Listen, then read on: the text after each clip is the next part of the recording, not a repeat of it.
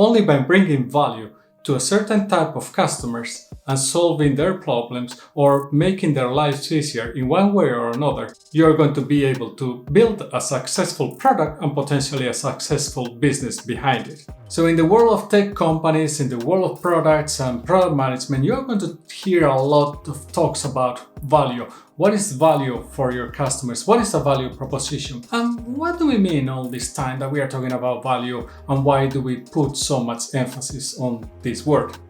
Let's talk about it. So what is value? Value is going to be the perceived benefit that your product or your solution is giving for a customer. But of course, this definition is relatively vague and is not very clear still what value means, because what is the worth or what is the benefit of having a certain product? And obviously this is going to vary a lot between one product or another. So think about an iPhone. It's going to have a very different value proposition even for different people. For some people it's going to be a working tool, for some people it's going to be an entertaining tool. So it's not exactly the same value that is provided for different users.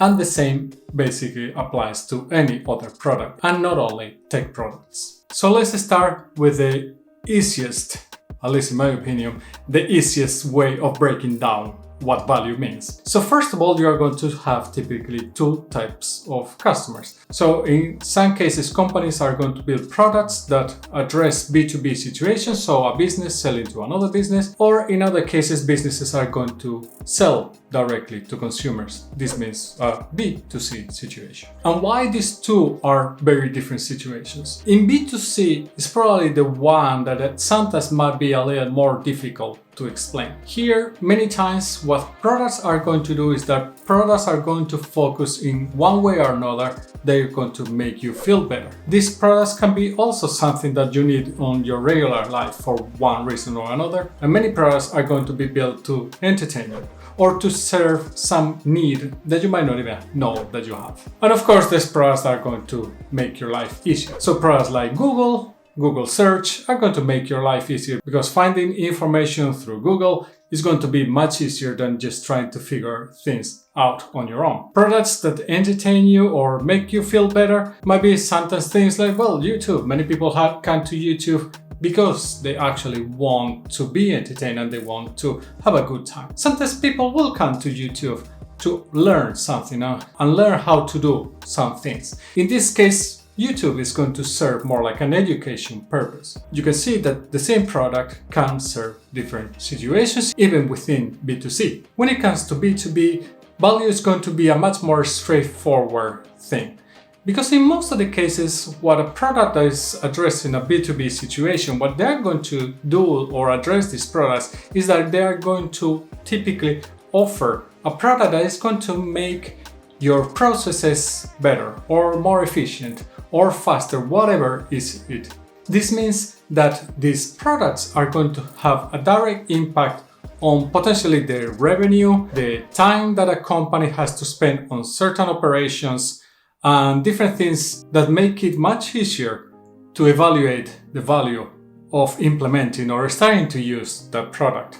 So in this case, you can think about a product like Stripe that provides a platform for payments. By providing this platform that solves payments for your business, Stripe is bringing a lot of value to your company, avoiding you having to deal with this kind of operations that sometimes can be quite complex, especially when you start thinking about adding taxes, reports, and having an automated way of doing payments for your business. And as you can imagine, there's a ton of examples of different products that are actually building different solutions to help businesses work in a smoother way. You can think things like Salesforce, of course. You can think of many of the products provided by Apple, Microsoft, Adobe. They tend to be addressed for B2B situations. So there's going to be many ways that you can actually deliver value to your customers, and there's going to be many things that other than your main value proposition that are actually going to help bringing more value to your products.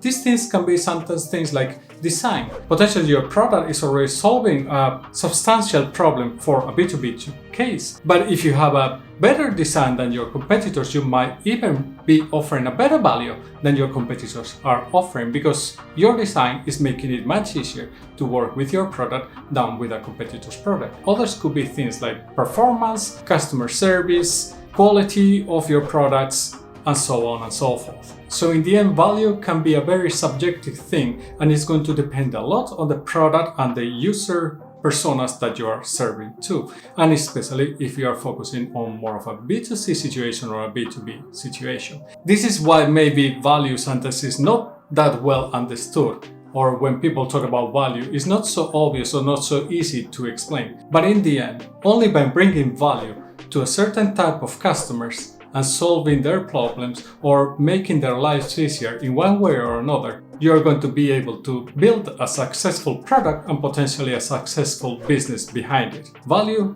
proposition, and value for your users is going to be key for you to be successful and reach your goals. And as Simon Sinek says, businesses are not built to generate money. Businesses are built to bring value or solve problems to the customers. Money, on the other hand, is going to help you get there. Value is going to be very linked to the problem that your users have and how you are going to solve it through a solution or product that you are going to be building.